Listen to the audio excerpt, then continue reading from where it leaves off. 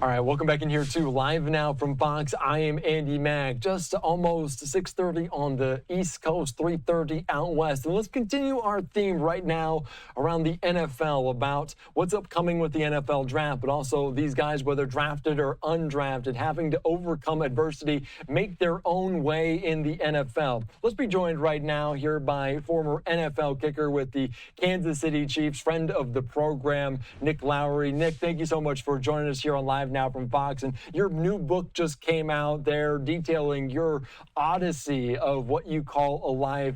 And it's titled Naked and Alone with 80,000 people watching. Obviously, as you retired, you were the most accurate kicker in NFL history. We've talked to you several times about your affiliation with the Kansas City Chiefs, what you know about them. But let's talk about your book first, because your journey is so very unique. Your life is littered with adversity, but overcoming it as well. What can you tell us about this book, your life, and also legacy? Well, first of all, everybody has to deal with adversity. Andy Mack has probably had his own share of adversity. Adversity and pressure teach us about building character versus cowardice. I mean, it's a really important fundamental thing that we'll deal with the rest of our lives. So I'm proud of the fact that I was told I wasn't good enough 11 times with the Patriots and with the Jets twice and with the Redskins twice, et cetera, et cetera. And it made me tougher and stronger. And I went on to beat out the greatest kicker in the history of the game, a wonderful man, Jan Stenerud, who thought he was going to finish his career in Kansas City. Instead, and he told me later, after not really liking me for a little bit, when he was let go by Marv Levy, that it made him redouble what he thought of in terms of his commitment, and had six of the best. He played 6 more years. He was in the heart of his career, but they were the best years of his career, arguably, and cemented his place in the Hall of Fame. And you look at pressure around all of us, pressure to not only make it, but pressure to sustain it. And that's really important. A lot of one-hit wonders, whether it's in music or whether it's people that have, a great first season in baseball and suddenly they're Hall of Famers after, 5 games. The idea of a real Hall of Famer is, of course, sustained, consistent performance over year after year in many different types of pressure. And the kicker embodies that, because it's 1.27 seconds. You're literally moving towards the ball with 11 very large, very physically talented people 22 feet away, wanting to block your kick, make you fail.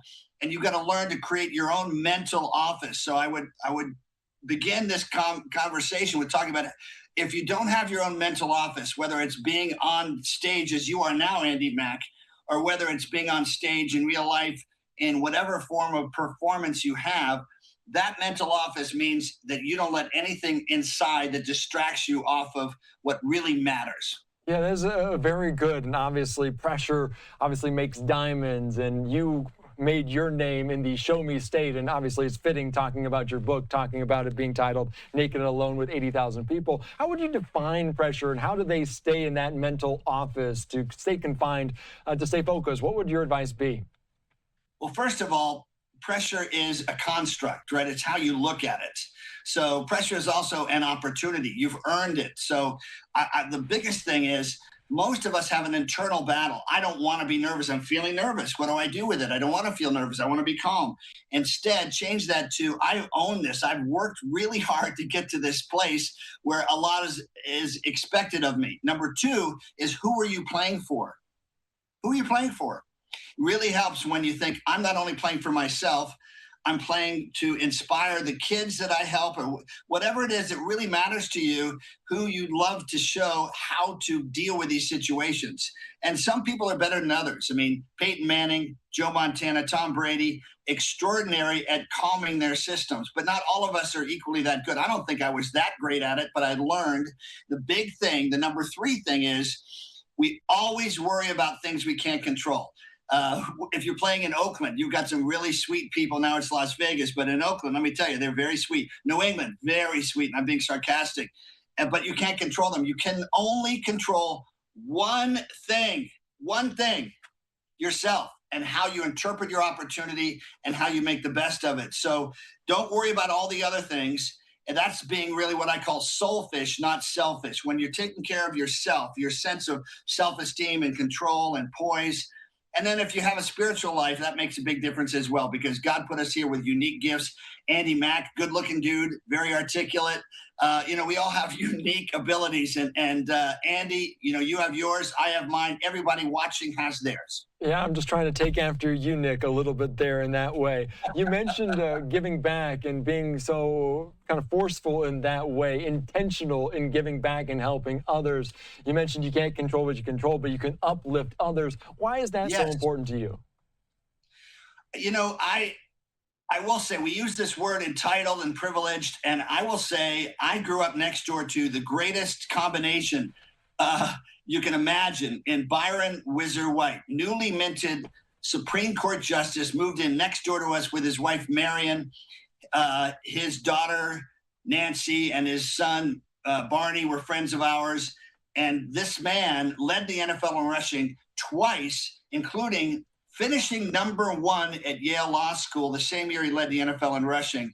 And yet he became a Supreme Court justice for 31 years and led the Marshals into Selma, Alabama. The U.S. Marshals that he worked with under RFK Jr., they commandeered the school buses that protected those marchers. These are amazing historical figures. And so when you ask me why, I was inspired by the message of John F. Kennedy. I still get emotional thinking about the incredibly articulate, caring human being, and RFK, both of whom we were lost to, both of whom would have created a legacy that would, have brought out the best and brightest, to use their phrase, in all of us. And so all we can do is carry that baton, each of us, with a candle, but with real words and actions. Most importantly, actions and impact. And RFK Jr. is doing his part right now, really fighting entrenched bureaucracies.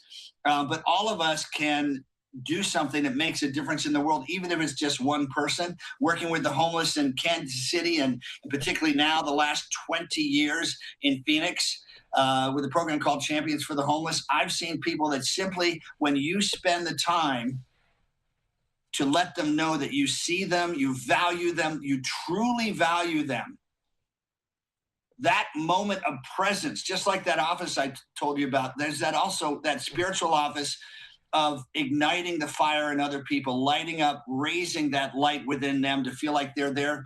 They're still here. They've got purpose. They've got power to make a difference in the world, even though they are going through extremely desperate times. Yeah, that is so very good, so well put. And obviously, Byron Whizzer White, a proud alum of the University of Colorado as well. So I'm very familiar with that. In this book, obviously, you talk about 11 lessons, and there's succinctly 11 football players on a field at a time. What do you hope people learn? What do you hope people gather from this book? Is it a laugh? Is it a lesson? Is it a piece of advice? What do you hope they take away? I hope they notice the pattern. First of all, being human. I've written several poems in there. One's called Luminescence. I'd love for you to check that out.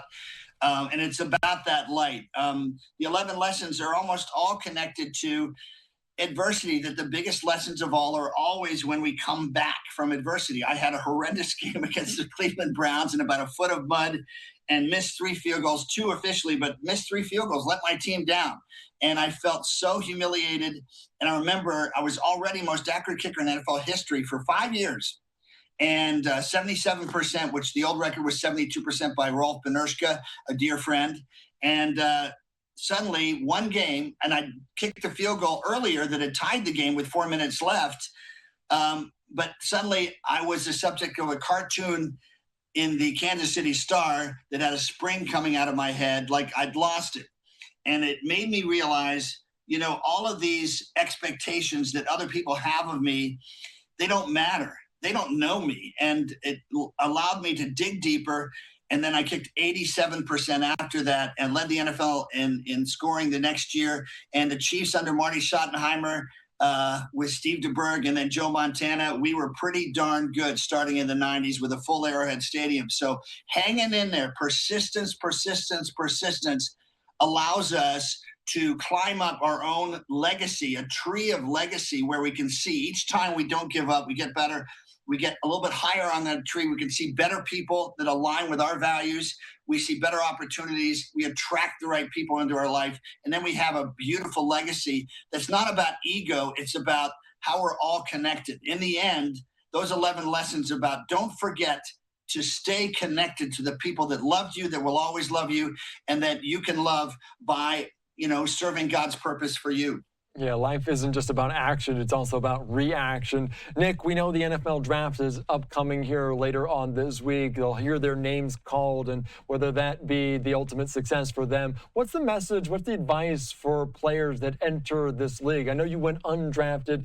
We talk about your unconventional path. What should prospects, what should draftees be thinking, and what advice would you give to them? Well, I will say a lot of guys, and I would too, would invite if I'd had a better career. My senior year wasn't as good as my junior year. I didn't miss a single kick my junior year.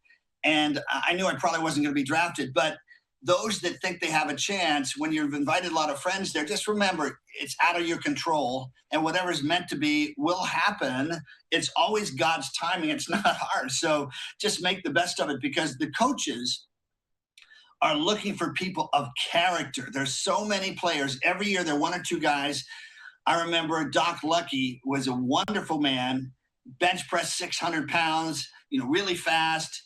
And God bless you, Doc. You just weren't ready for the NFL. And I see great players with great ability that never make it, because in the end, you got to hang in there long enough. And the coaches noticed people like Duron Cherry with the Kansas City Chiefs, who was a walk-on. He was a punter for us and didn't make it. And they said, I played a little safety at Rutgers.